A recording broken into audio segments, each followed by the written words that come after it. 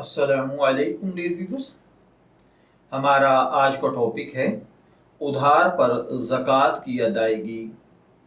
ये एक सवाल है जो एक भाई ने पूछा है। वो कहते हैं कि मैंने एक शख्स से रकम बतौर इमानत या उधार ली और उसने मुझे ये कहा था कि तुम इसको इस्तेमाल करो।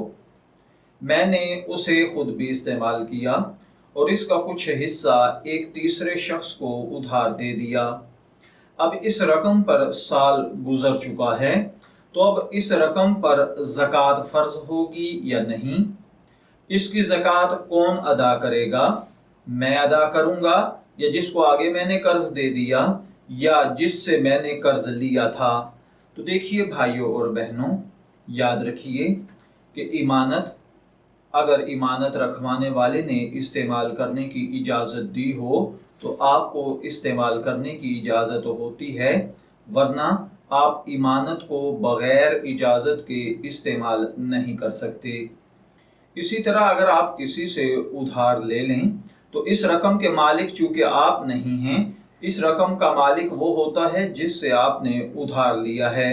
इसलिए इस रकम की ज़कात भी मालिक पर, यानी उस रकम के मालिक जिससे आपने उधार लिया है उस पर लाजिम आएगी। इसकी रकम मकरूज पर ज़कात नहीं होती बल्कि असल मालिक पर ज़कात हुआ करती है। मैं दुआगो हूँ कि अल्लाह ताला हमें इन बातों को समझकर इनके मुताबिक अमल करने की तौफीक अता फरमाए।